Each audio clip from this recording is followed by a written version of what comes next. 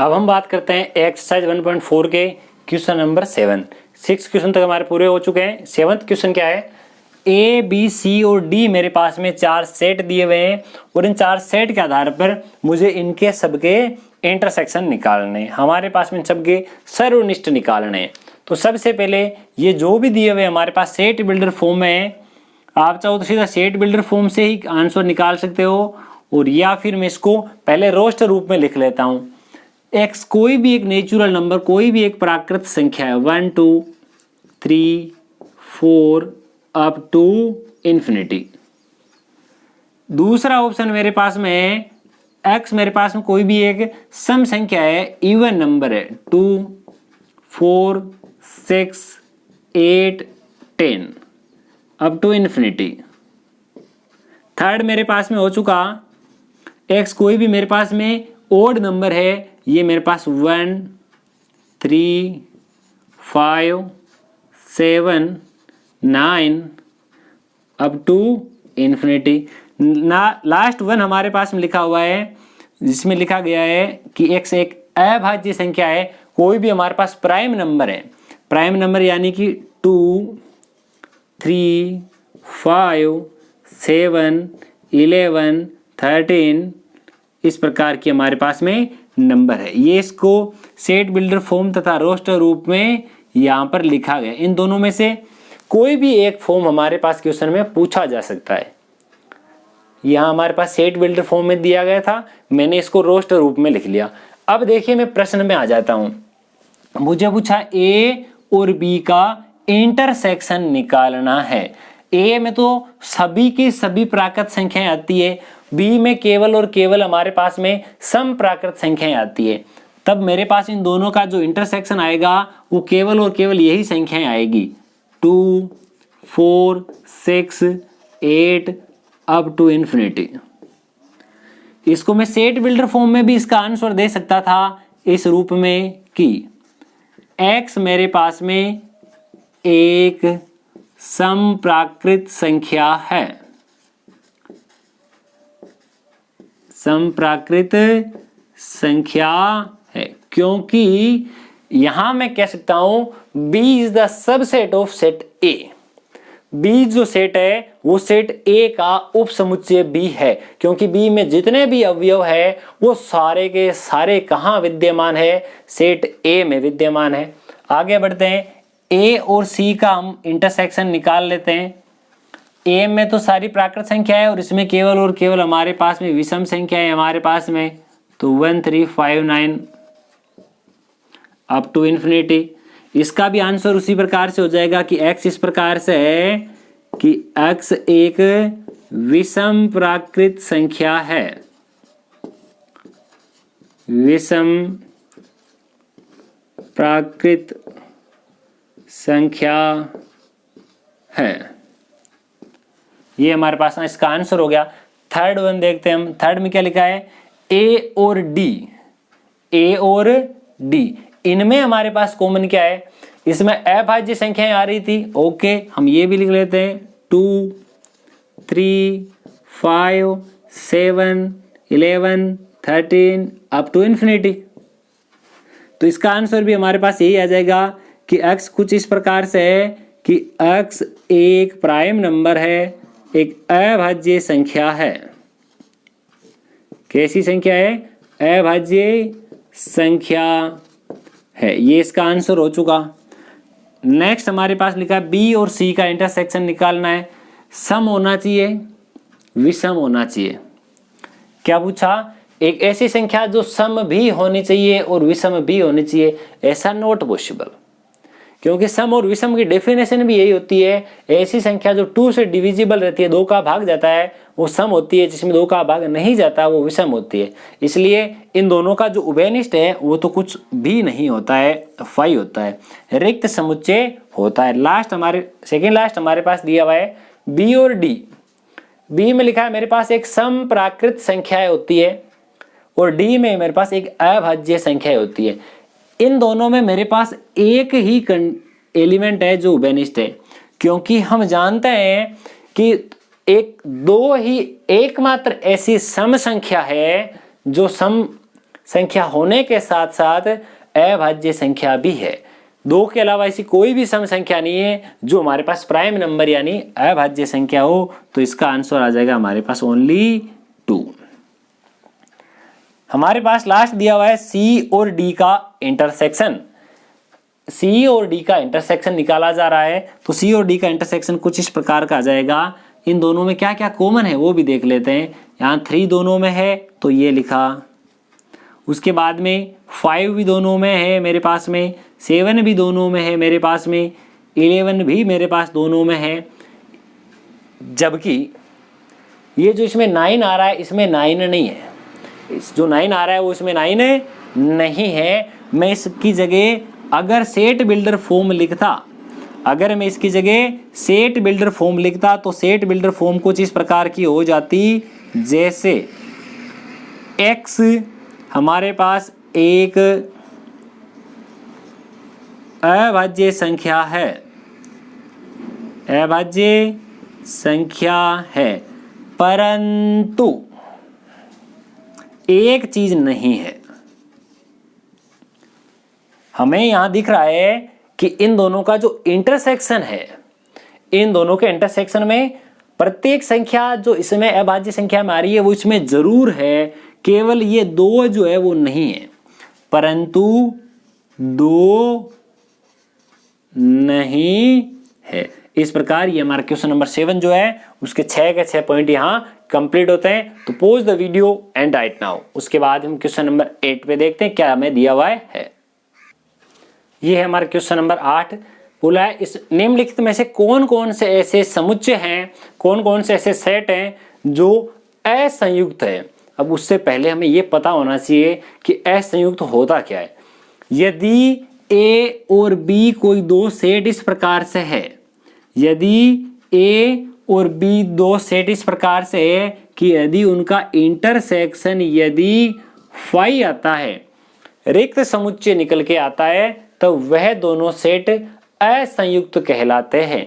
यानी अगर उनमें कोई भी अवयव, कोई भी एलिमेंट अगर हमारे पास में कॉमन नहीं है, सेम नहीं है, तब दोनों असंयुक्त हो जाते हैं। अब हम आगे बात करते हैं। देखिए ये तो सीधा 1 2 3 4 लिखा है, इसको मैं बात करता हूं कैसे लिखा जा सकता है।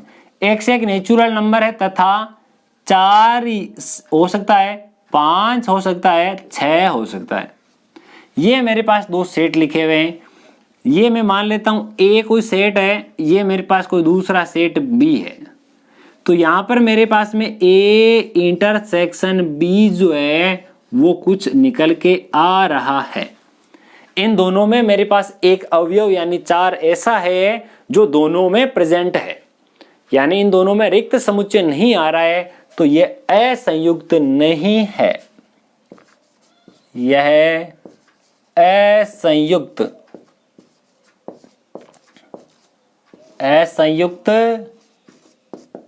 नहीं है।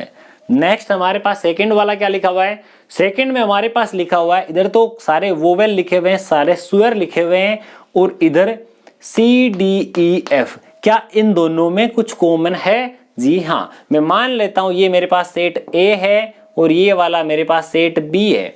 तो यहां पर मेरे पास में जो A सेट है उस सेट A तथा सेट B इन दोनों का इंटरसेक्शन E जो है वो दोनों में है, E जो है वह दोनों में निकल के आ रहा है। तो वापस यही सेम लाइन यहां लिख देंगे कि यह असंयुक्त, यह असंयुक्त नहीं है।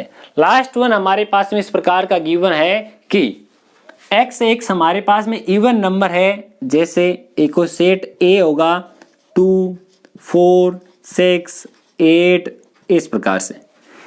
इसमें भी एक कंडीशन दे दी हुई है, यहां ध्यान रखें, केवल इतना सा नहीं लिखना है, यहां कोई प्राकृत संख्या की बात नहीं की जा रही है, यहां इंटीजर नंबर यानी पूर्णांक की बात की जा रही है।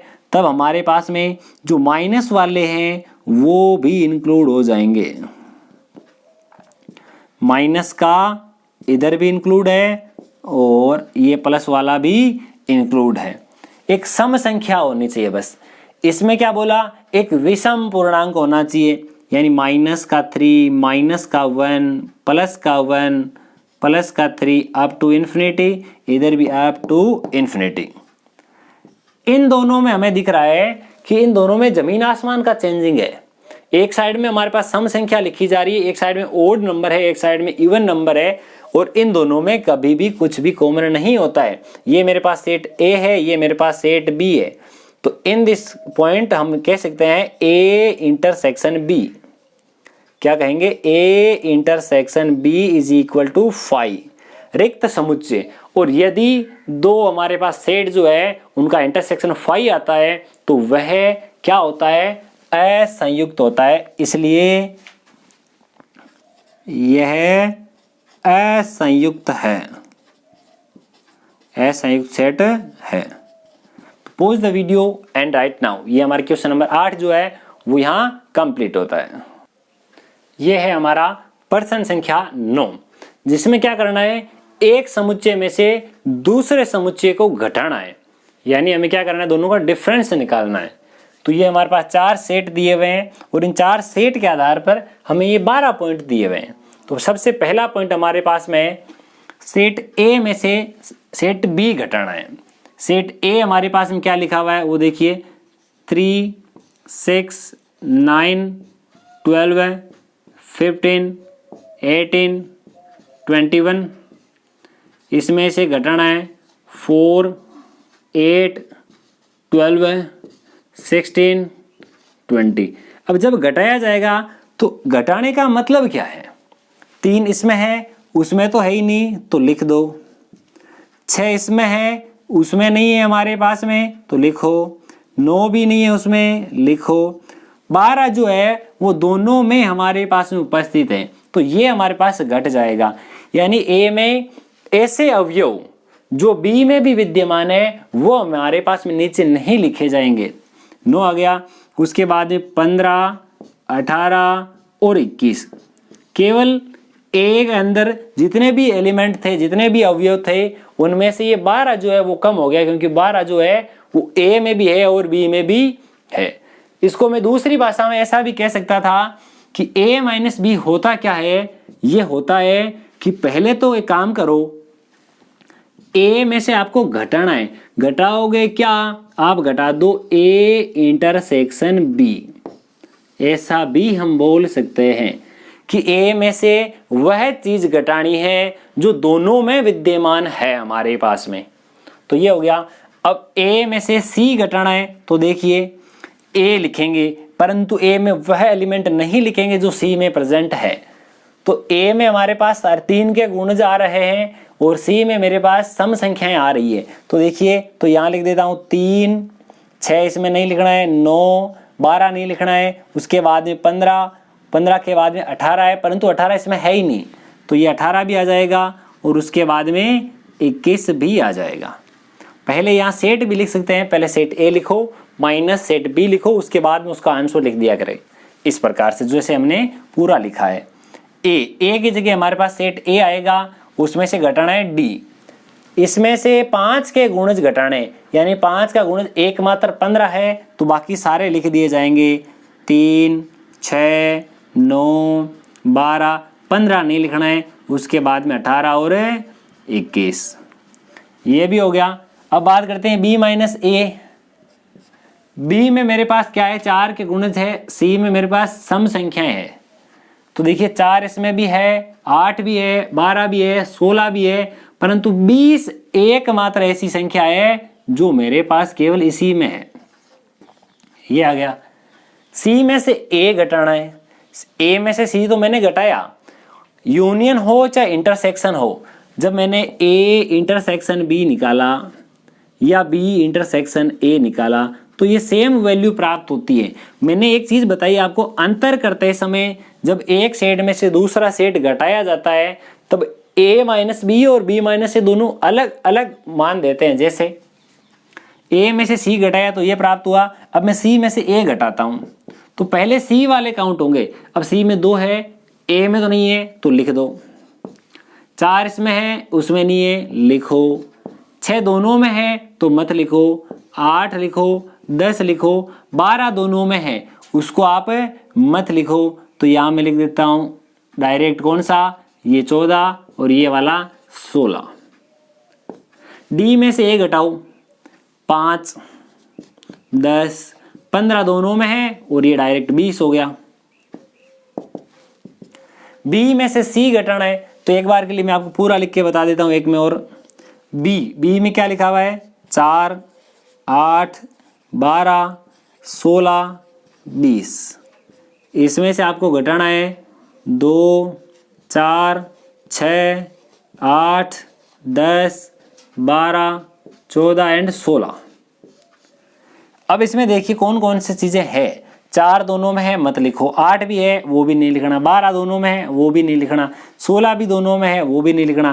केवल और केवल एक ही ऐसी संख्या है जो हमारे पास काम की है, 20, वो हमने लिख दिया।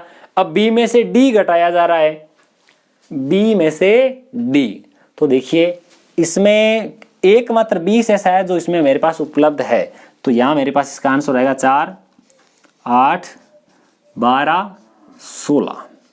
हमने कितने पॉइंट कर लिए, 7।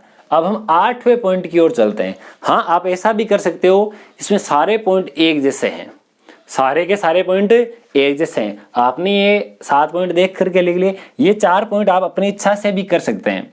मैं 2 और बता देता हूं, आप अपनी इच्छा से चाहे तो कर सकते हैं। आप बाकी के जो 2 है लास्ट वाले 11th एंड 12th, इन दोनों का जो आंसर आपको कमेंट बॉक्स में लिख करके बताना है कि आपका जो इसका आंसर है वह क्या निकल के आता है। बी, सी में से बी घटाना है, सी में ये संख्या है और बी में ये संख्या है। तो देखिए 4 दोनों में है, 2 तो नहीं है ना, ये 2, उसके बाद 4 है, 6 दोनों में नहीं है, उसके बाद 8 है, 10 नहीं है, 12 है, 14 नहीं है, 16 हमारे पास है।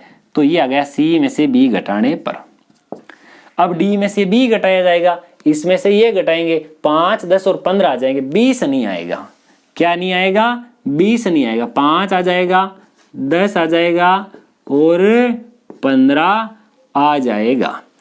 अब ये जो दोनों हैं उन दोनों के आंसर आपको कमेंट बॉक्स में लिख करके बताने हैं। इन दोनों का आंसर जो एकदम सटीकता से लिखिए और कमेंट बॉक्स में बताइए कि आपका आंसर इसका किस प्रकार का आता है। साथ ही ये भी लिख करके जरूर बताइए कि आपको आज का ये पूरा जो वीडियो जो है वो आपको किस प्रकार का लगता है। ये हमारे सारे वीडियोस जो है वो आपको कितना फायदा पहुंचा रहे हैं, ये भी हमें जरूर बताएं। तो pause the video and right now. अब हम नेक्स्ट क्वेश्चन नंबर 10 की बात करते हैं, क्या दिया हुआ है। अब हम बात करते हैं प्रश्न संख्या 10 की। प्रश्न संख्या 10 में हमारे पास 2 समुच्चय दिए हुए हैं। पहले समुच्चय में ए बी सी डी है, दूसरे में एफ बी डी और जी लिखा हुआ है। पहले पूछा x माइनस वाई, पहले समुच्चय में से दूसरा समुच्चय घटाइए। तो पहला समुच्चय क्या है, ए बी सी और डी। इसमें से मुझे घटाना है, क्या घटाना है, ये वाला एफ बी डी और जी। जब ये घटाया जाएगा तो इसको क्या करेंगे, देखिए क्या क्या बचता है। ए इसमें है परंतु इसमें नहीं है तो लिखो, बी दोनों में है तो मत लिखो, सी जो है वो दोनों में नहीं है, डी दोनों में प्रेजेंट है। तो ये मेरे पास इन दोनों का अंतर आ चुका है। सेम इसी प्रकार से जब इसका ठीक अपोजिट y में से x घटाया जाएगा तो f b d और g, इसमें से आपको घटाना है a b c d। f इसमें है, इसमें नहीं है, लिखो। b दोनों में है, d दोनों में है, g। ये तो x माइनस वाई था और ये y माइनस एक्स, दोनों बराबर नहीं है। मैंने पहले भी बताया था कि x माइनस वाई और y माइनस एक्स की वैल्यू इक्वल नहीं आती है। अब इन दोनों का इंटरसेक्शन निकालना है तो इंटरसेक्शन भी निकाल लेते हैं। तो ये A B C D intersection F B D और जी, इन दोनों में ऐसी कौन कौन सी चीजें हैं जो दोनों में प्रेजेंट है, वह बी और डी। ये हमारे क्वेश्चन नंबर 10 का आंसर है। अब हम बात करते हैं 11 नंबर की। आर हमारे पास में वास्तविक संख्याओं का समुच्चय है। हमारे पास में क्या है, आर जो है वो सारी की सारी कौन सी संख्या है, वास्तविक संख्या है। कौन सी संख्या है, हमारे पास में संख्याएं ली जा रही है वास्तविक संख्याएं, पूरी की पूरी संख्याएं